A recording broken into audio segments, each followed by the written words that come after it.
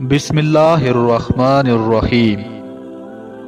السلام علیکم ناظرین، آج کی ویڈیو میں ہم آپ کو حضرت شعیب علیہ السلام کا قصہ سنائیں گے۔ حضرت شعیب علیہ السلام کا تعلق قبیلہ مدین سے تھا۔ ان کا زمانہ حضرت لوط علیہ السلام سے کچھ مدت بعد کا ہے۔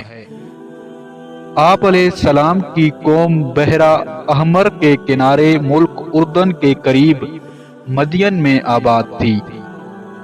یہ قوم شرک کے علاوہ دیگر جرائم میں بھی مبتلا تھی۔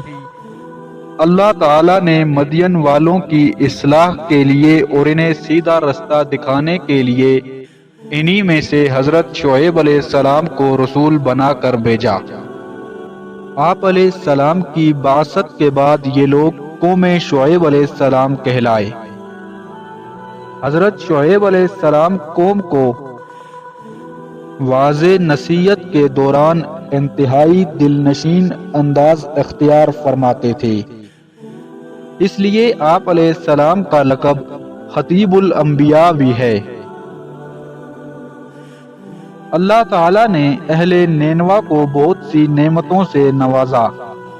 اللہ نے انہیں آبشاریں، نہریں، گھنے باغات اور جنگلات عطا فرمائے تھے۔ اس لیے یہ قوم اصحاب الایکہ یعنی جنگل والے بھی کہلاتی ہے۔ اللہ تعالیٰ نے ان کی تجارت میں بھی بہت برکت رکھی تھی۔ مدین کا علاقہ اس زمانے کی بین الاقوامی تجارتی شاہراہ پر واقع ہونے کی وجہ سے بہت خوشحال تھا۔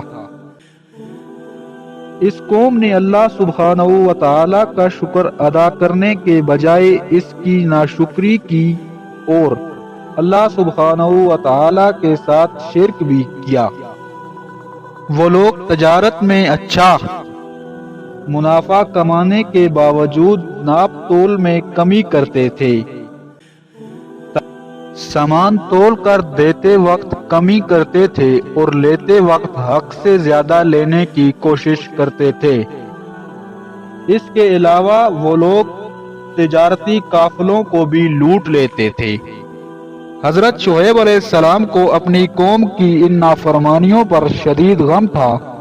انہوں نے قوم کو بہت سمجھایا کہ صرف ایک اللہ سبحانہ و تعالی کی عبادت کرو، شرک اور نافرمانی سے بچو، ناپ تول میں کمی نہ کرو، زمین پر فساد نہ کرو اور لوگوں کا مال نہ لوٹو۔ آپ علیہ السلام نے انہیں اللہ سبحانہ و تعالی کا شکر ادا کرنے اور استغفار کرنے کی نصیحت بھی فرمائی۔ گویا حضرت شعیب علیہ السلام نے ہر طرح سے ان کی خیرخواہی کی، انہیں اللہ تعالی کی طرف سے برکت اور خیر یاد دلائی اور تمام برائیوں سے روکا۔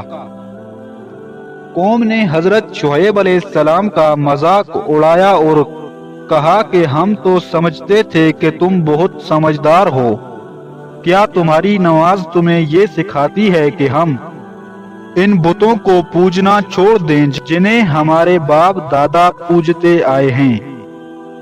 کیا ہم اپنے مالوں میں اپنی مرضی بھی نہ چلائیں؟ حضرت شعیب علیہ السلام نے قوم کو اللہ تعالیٰ کے عذاب سے ڈرایا۔ آپ علیہ السلام نے ان سے فرمایا، کہیں ایسا نہ ہو کہ تمہارے برے اعمال کی وجہ سے تم پر بھی ہولناک عذاب آ جائے۔ یاد رکھو، تم سے پہلے قوم نوح علیہ السلام، قوم سمود اور قوم لوط علیہ السلام پر بھی عذاب آیا تھا۔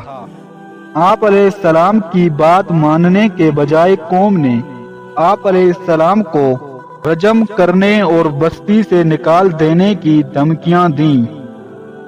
انہوں نے حضرت شعیب علیہ السلام سے کہا کہ اگر ہمیں تمہارے خاندان کا خیال نہ ہو تو ہم تم کو ہلاک کر دیتے۔ حضرت شعیب علیہ السلام نے فرمایا کہ تمہیں میرے خاندان کا خیال اللہ سبحانہ و تعالی سے زیادہ ہے اور تم تو اللہ سبحانہ و تعالی کو بھلا چکے ہو۔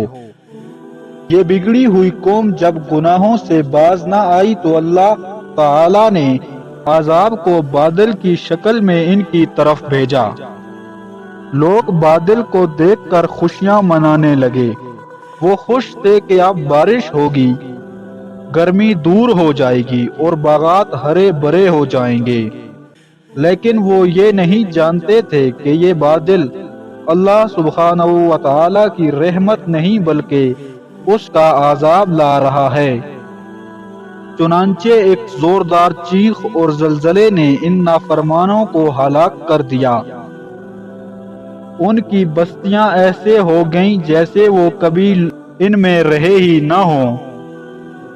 فرمان نبوی صلی اللہ علیہ وآلہ وسلم: جو قوم ناپ تول میں کمی کرتی ہے تو وہ قحط اور مصائب اور بادشاہوں یعنی حکمرانوں کے ظلم و ستم میں مبتلا کر دی جاتی ہے۔ اہل ایمان پر اللہ سبحانہ و تعالی کی رحمت۔ اللہ تعالی نے حضرت شعیب علیہ السلام اور ایمان لانے والوں کو اس عذاب سے بچا لیا۔